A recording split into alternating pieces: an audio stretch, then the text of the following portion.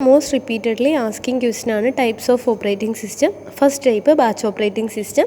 Batch operating സിസ്റ്റത്തിൽ യൂസേഴ്സിന് directly കമ്പ്യൂട്ടറായിട്ട് interact ചെയ്യാൻ പറ്റില്ല.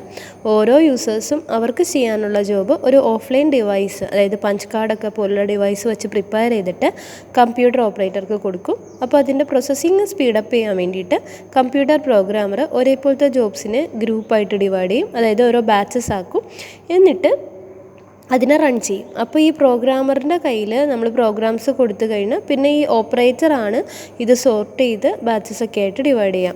അപ്പോൾ ഇതിൽ മെയിൻ പ്രശ്നം എന്താണെന്ന് വെച്ച് കഴിഞ്ഞാൽ യൂസറും ജോബും തമ്മിൽ പ്രത്യേകിച്ച് ഇൻട്രാക്ഷനൊന്നുമില്ല. CPU മിക്ക സമയത്തും ഐഡിയൽ ആയിരിക്കും, അതുകൊണ്ട് തന്നെ അത് എഫിഷ്യൻസിനെ അഫക്റ്റ് ചെയ്യും.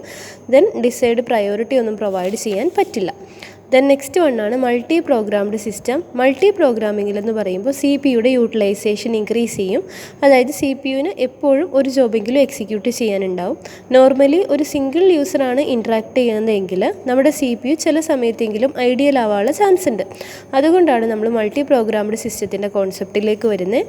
അപ്പോൾ ഓപ്പറേറ്റിംഗ് സിസ്റ്റത്തിൻ്റെ കയ്യിൽ കുറേ ജോബ്സ് ഉണ്ടാവും. ആ സെറ്റ് ഓഫ് ജോബ്സിനെ അവർ കീപ്പ് ചെയ്യുന്ന സ്ഥലമാണ് ജോബ് പൂള്. അപ്പോൾ ഇതിൻ്റെ അകത്ത് നമ്മൾക്ക് നമ്പർ ഓഫ് ജോബ് പൂളിൽ എത്ര എണ്ണം വയ്ക്കാം എന്നുള്ളത് ലിമിറ്റഡ് ആണ്. അപ്പോൾ റിമൈനിങ് നമ്മൾ അതിനെന്ത് ചെയ്യും, അതിൻ്റെ മെമ്മറിയിൽ കീപ്പ് ചെയ്യും. എന്നിട്ട് മെമ്മറിയിലുള്ള ജോബിനെയാണ് നമ്മുടെ OS എടുത്തിട്ട് എക്സിക്യൂട്ട് ചെയ്യുക. അപ്പോൾ ഒരു ജോബ് വരുമ്പോൾ തന്നെ അതിന് OSനെ കിട്ടണമെന്നില്ല, അത് ചില സമയത്ത് അത് വെയിറ്റ് ചെയ്യേണ്ടി വരാം. ഇപ്പോൾ സപ്പോസ് നമ്മൾ നോൺ മൾട്ടി പ്രോഗ്രാംഡ് സിസ്റ്റം ആണെന്ന് വിചാരിക്കുക. ആ സമയത്ത് എന്താ നമ്മൾ ഡിസഡ്വാൻറ്റേജ് പറഞ്ഞത്, CPU ഐഡിയലായിട്ട് ഇരിക്കേണ്ടി വരാം. പക്ഷേ മൾട്ടി പ്രോഗ്രാമിംഗ് സിസ്റ്റത്തിൽ OS ഓരോ പ്രോസസ്സിൽ നിന്ന് ഓരോ പ്രോസസ്സിലേക്ക് സ്വിച്ച് ചെയ്തുകൊണ്ടിരിക്കുക. അതായത് ഒരു ജോബ് കംപ്ലീറ്റ് ചെയ്യുമ്പോൾ നെക്സ്റ്റ് ജോബിലേക്ക് സ്വിച്ച് ചെയ്യും.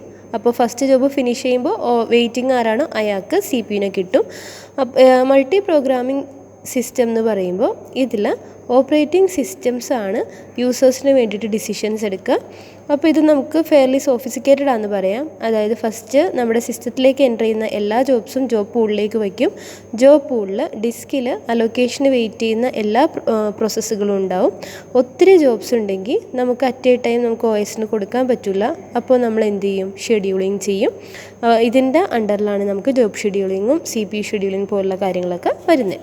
ദെൻ നെക്സ്റ്റ് ടൈപ്പാണ് multi processor system. Multi processor സിസ്റ്റത്തിൽ ഒന്നിൽ കൂടുതൽ പ്രോസസ്സേഴ്സ് ഉണ്ടാവും. ഇത് ടൈറ്റ്ലി കപ്പിൾഡ് സിസ്റ്റമാണ്.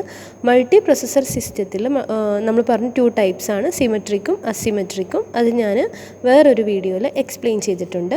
ഇതിൻ്റെ അഡ്വാൻറ്റേജസ് വരുമ്പോൾ എഫിഷ്യൻസി കൂടുതലായിരിക്കും. ഇക്കോണമി ഓഫ് സ്കെയിൽ, അതായത് മൾട്ടിപ്പിൾ പ്രോസസ്സറിനെ പാരലലായിട്ട് നമ്മൾ എക്സിക്യൂട്ട് ചെയ്യുമ്പോൾ അതിൽ ഒത്തിരി ജോബ്സിനെ അറ്റ് എ ടൈം നമുക്ക് എക്സിക്യൂട്ട് ചെയ്യാൻ പറ്റും. റിലയബിലിറ്റി കൂടുതലാണ്. റിലയബിലിറ്റി എന്ന് പറഞ്ഞാൽ സപ്പോസ് ഇപ്പോൾ 10 പ്രോസസ്സേഴ്സ് ഉണ്ടെന്ന് വിചാരിക്കാം.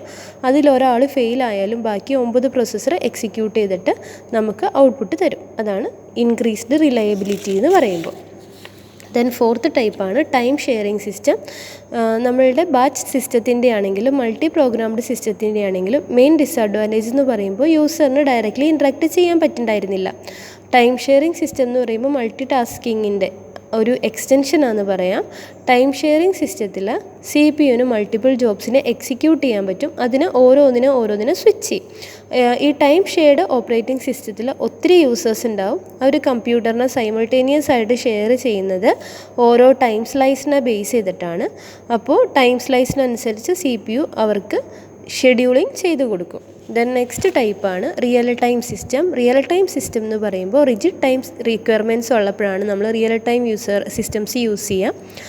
അപ്പോൾ പ്രോസസ്സറിന് നമ്മൾ സെറ്റ് ഓഫ് കൺസ്ട്രെയിൻസ് ഉണ്ടാവും. 2 ടൈപ്സ് ആണുള്ളത് real time system: hard real time system, soft real time system.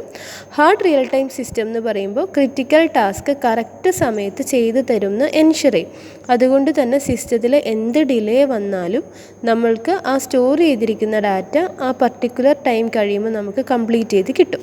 Soft real time സിസ്റ്റത്തിൽ എന്ന് പറയുമ്പോൾ പ്രയോറിറ്റിക്ക് അനുസരിച്ചാണ്. അതായത് ഇപ്പോൾ ഒരു ജോബ് എക്സിക്യൂട്ട് ചെയ്യുമ്പോൾ ഹൈ പ്രയോറിറ്റി ഉള്ള വേറൊരു ജോബ് വന്ന് അതിനെ എക്സിക്യൂട്ട് ചെയ്യാനായിട്ട് പോകും.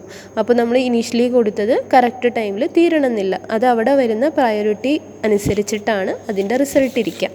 ദെൻ ലാസ്റ്റ് ടൈപ്പാണ് distributed operating system. Distributed system എന്ന് പറയുമ്പോൾ മൾട്ടിപ്പിൾ സെൻട്രൽ പ്രോസസ്സേഴ്സ് ആണുള്ളത്. മൾട്ടിപ്പിൾ യൂസേഴ്സിനെ ഹാൻഡിൽ ചെയ്യാൻ വേണ്ടിയിട്ട്. അപ്പോൾ ഈ പ്രോസസ്സർ ഓരോന്നുമായിട്ട് കമ്മ്യൂണിക്കേറ്റ് ചെയ്യും. ഇത് ലൂസ്ലി കപ്പിൾഡ് സിസ്റ്റമാണ്. അതിൻ്റെ അഡ്വാൻറ്റേജാണ് റിസോഴ്സ് ഷെയറിങ് ചെയ്യാം, യൂസേഴ്സിന് വേറെ റിസോഴ്സസ് അവൈലബിൾ ആണെങ്കിൽ അത് യൂസ് ചെയ്യാം, സ്പീഡപ്പ് ആയിരിക്കും. അപ്പോൾ പ്രോസസ്സ് എല്ലാം എന്ന് പറയുമ്പോൾ ഒരു സൈറ്റ് ഫെയിൽ ആയാലും ബാക്കിയൊന്നിനെയും അഫക്റ്റ് ചെയ്യില്ല. കസ്റ്റമേഴ്സിന് നല്ല ബെറ്റർ സർവീസ് ആയിരിക്കും. മെയിൻ കമ്പ്യൂട്ടറിന് ലോഡ് കുറവായിരിക്കും, അതേപോലെ തന്നെ ഡിലേയും കുറവായിരിക്കും.